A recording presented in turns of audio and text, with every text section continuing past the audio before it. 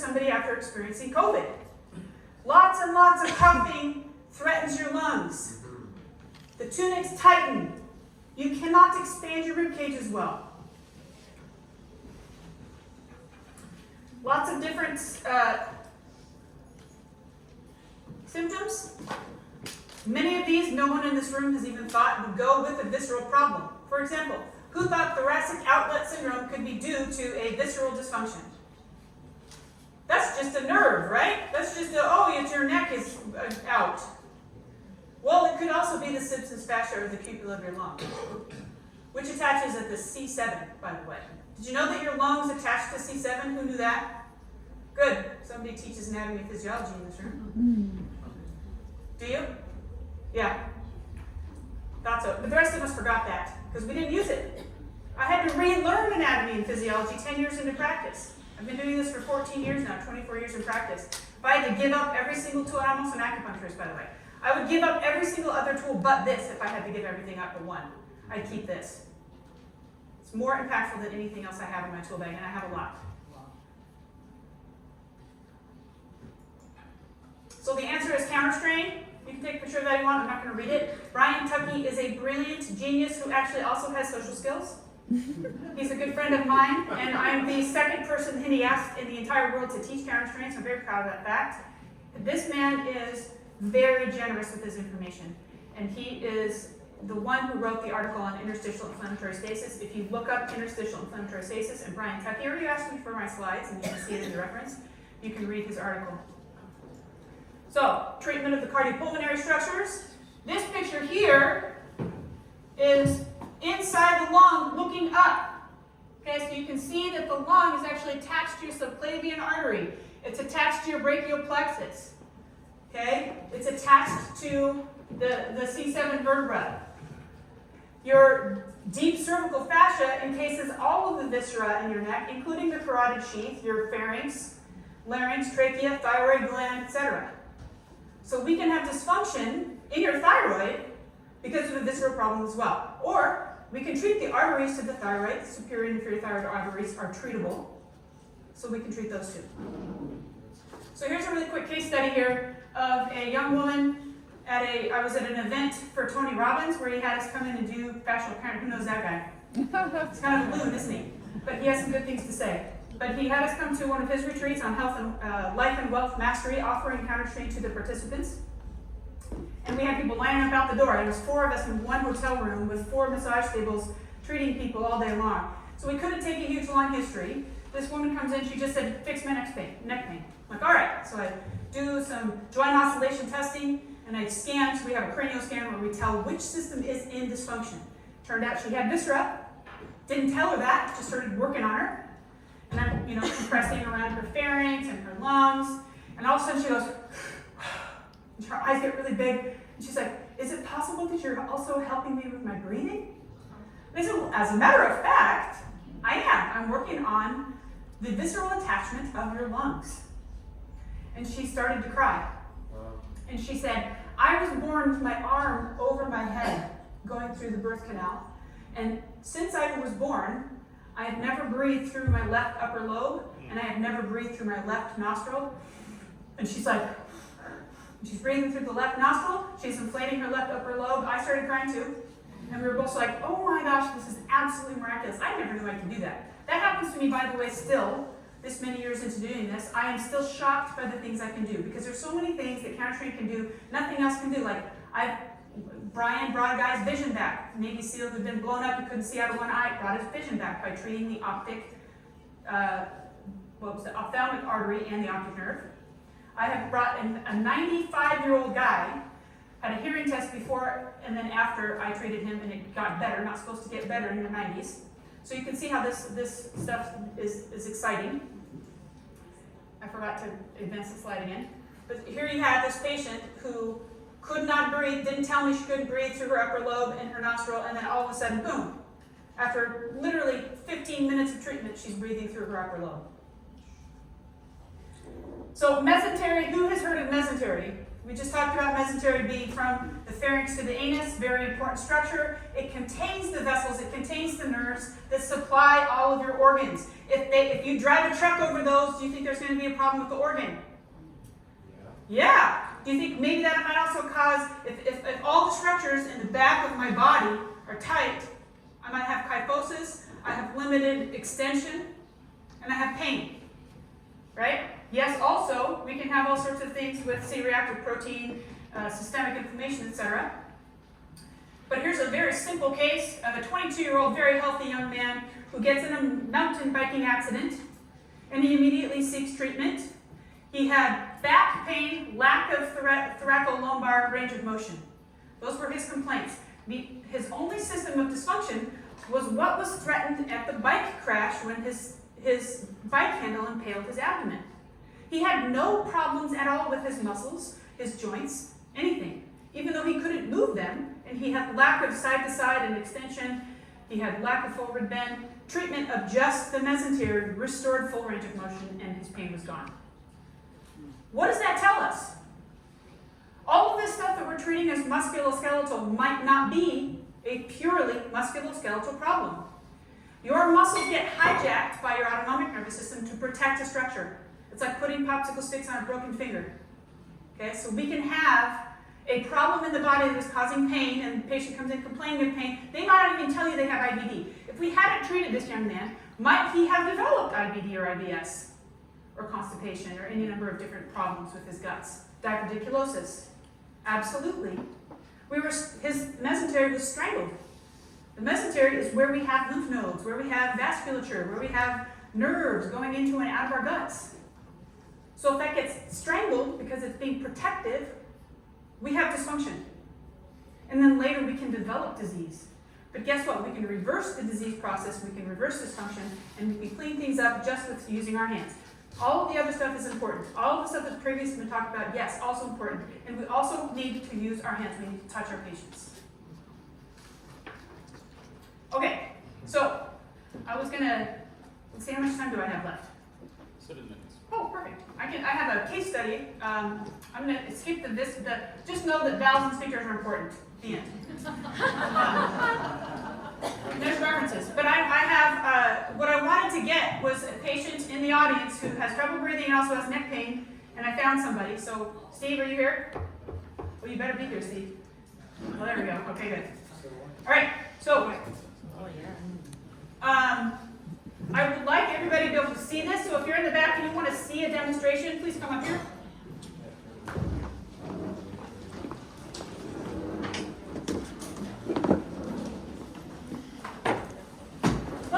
Over here, you guys can come on over. So this is Steve. You might have seen him speak yesterday. And I was just asking him, I said, I want a demo, and I don't want to have to check everybody in the room because that'll take way more than 20 minutes. So what we're going to do is we're going to have Steve do a little bit of range of motion, and he's going to tell us what he has to do. So your main complaints are pain, right? So limited neck range of motion. Okay, so let's see your next rotation. Other way. Lateral flexion.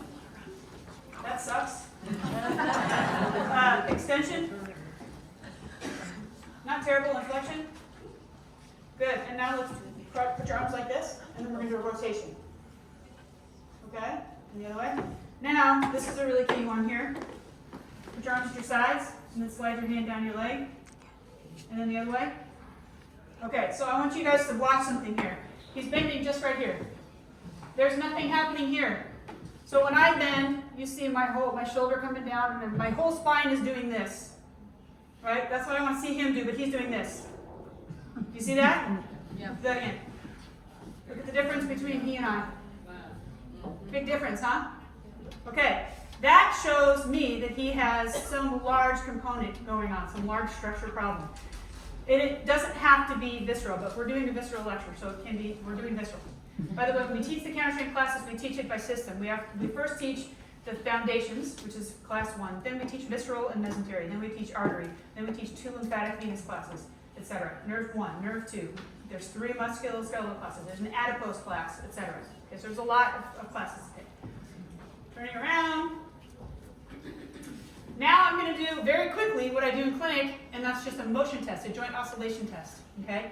If I go, so what lives here and here? Central nervous system.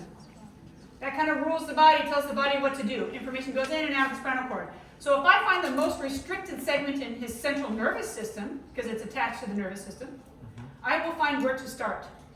If there are two segments that I'm not sure where to start with, I will do touch inhibition. Who does acupuncture in here? Okay, so you guys all know what touch inhibition is. 2 points. Which one do I use? The one that's still bad when I'm touching the other one. That's the most loaded point. Okay? So I'm just going to start all the way up here at the base of his C1. That's not terrible. You can see me moving as I come down. Right there, he starts to get really stuck. And there, stuck. Moves. Okay? Now moves. Moves, stuck. All the way down to the coccyx, he moves in his sacrum moves, all the way down to his coccyx moves. So he's stuck in his lumbar region, and he's stuck from here to here. Okay? So then, I can go to his viscera and his mesentery, because those are the two scans. His mesentery is in his back. The mastoid process, turn to your side, please. Mastoid process is an egg-shaped bone right behind your ear, slightly slanted. All the way around the periphery of that little egg is your visceral scan. Okay, everybody can feel your visceral scan? If you go from the outside toward the center of it, all the way around, this is going to be the lung structures, okay? And then the sphincters are going to be in the middle, and then down here is pelvic structures at the very base of the mastoid. If you can tell you, that's pretty nasty right down there. Also pretty nasty up here in the lung region, in the posterior aspect, but really bad in the anterior. Wouldn't you say, Steve? Is that worse than down here? Or about the same? Yeah. So I can touch inhibit. So if I touch his posterior pelvic viscera, and then I check the lung again, it's still tight. If I touch the lung, and I test the posterior viscera, that gets better, yeah? Okay, so his lung superior, posterior lung is primary. So, you're much taller than I am, so I'm going to stand on this. Right on. Like so. All right, now I'm going to bend with you, so I want you to do that lateral flexion to the left again. Your whole body, remember? Slide your hand down. Has that changed? Okay, do it the other way. He's going further. So now he's getting that. Now he's getting more of this going on. All I've done is touch where his head says it's a problem. Do it again without me touching you. Gone back, okay, to just this. That's because I haven't treated it. I've just found this cranial scan, part of his temporal bone, relates to what the problem is. Okay, because I've partially fixed it just by touching what relates to his cranial scan. All right. Let's see, which side do you go? Go ahead and sit. All right. So I know, because I teach this and I've done it for a long time, where his visceral tender points are on the superior aspect of his of his rib tubercles. If I also do this motion testing and I see this whole area locked, the worst area is up at his T1, T2, and even like C7. Yeah. Okay, and he'll tell you it's even tender in there. Do you remember how I showed you there was a slide? Don't move. I'm gonna hop over you. Yeah, go ahead. It's fine.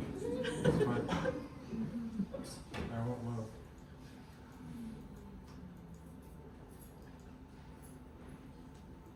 Yeah, no, that was one. Okay.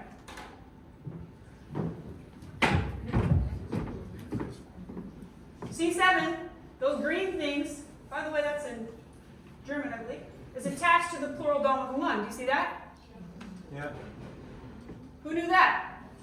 You know, when you see people with asthma breathing, they're using their neck muscles to breathe because they're trying to lift the lung up to expand it. We're sucking the air in that way, right? Okay. So, I will do one more thing here. Because we know the brachial plexus, which comes out right here, comes and is attached to the dome of the lung, is going to be affected by this. Okay? So, extend your wrist and your fingers. Okay, if we go right at 90 degrees, tell me when you start to feel a stretch down your arm. Right there. So we're not even at 90 here. Okay, we're like 70, 80. Okay, we should be able to be 30 degrees behind him would be normal. Okay, so we do have a Simpson's fascia tender point here on the superior rib tubercle of the first rib. You feel that guy? Okay, pretty tender. of Simpson's fascia. We're also going to go on the anterior surface of C7 in the front. Also not happy. So if you find, so your C7 sticks way more laterally than your C6. So if you go down to C6 and then you go out to C7, go behind your clavicle, but straight back, not down. Who also has that? There might be some people here who have that. Check both sides. What we're going to do, if you see this, I'm going to shove his lung toward his C7. That's it. But I'm going to feel the tender point relax when I do it. Okay. Now, usually I'm going to do this on a treatment table.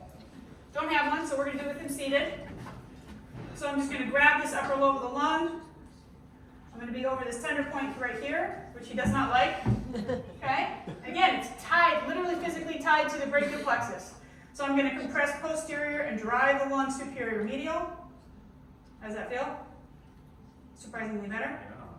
I could have also, which I forgot to do, had him do a deep inspiration. And I would be able to see that the capacity of him to breathe into the upper lobes is diminished. This is one of the things I did on that woman case study I told you about who could not breathe into her upper lobe. Okay? It takes about 30 seconds for the inflammatory chemicals to drain out and restore function. Okay? How are we doing now? Much less tender. Much less tender. We'll check the superior aspect of the rib tubercle at 1. Better? Okay, now we're not going to have a direct stack on the other side. Like a suspension bridge, if you cut a cable on one side, it's going to take up tension, not at the same site, but above or below. Okay? So T1 over here means we're going to have a C7. Actually, this was C7 and T1 for this particular tender point. But typically, we'll have a T1, and then we'll have a T2 or C7. Or a T1, or a T2 over here, T1 or T3. Or sometimes you have a T1 and a T3 balancing a really bad T2. Okay? So if we go over to this side, we can see he has a 2 right there. See that guy? Okay? So this one is the pleural dome anterior. So I'm going to do something similar here to this side, compressing the lung. We're going to go this way though. We're going to give a nice compression here and drag that lung superior and lateral. How are we doing now? Much less tender. Much less tender. Okay, so that's a typical quote-unquote stack that we do in fascial counterstrain. You have to balance it. Only have pain on one side, always treat both sides. Or else they'll walk out catawampus and call you later and say, now my left arm hurts. What did you do to me, Doc? Okay, good. All right, just with those two, let's see if we have an improvement. Tell me when you start to feel it now. Now we're at 90. Wow. Right there, so we're 20 degrees past. Okay, stand up. Gain like 40, 50 degrees. Let's see what your lateral flexion looks like now. Wow, look at that. All the way. Woo! All right, now lateral flexion of your neck. That's an improvement too. We still have more work to do in your neck, but that's significantly better. Wouldn't you say?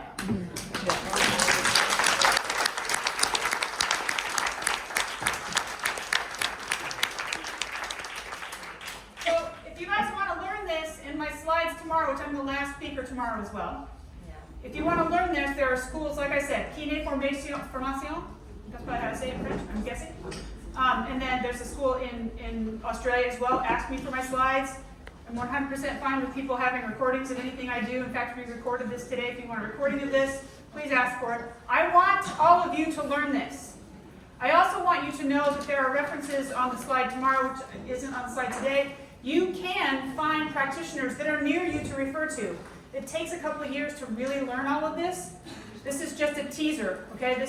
And I will come to you if you get enough patients or enough students who want to learn this, okay?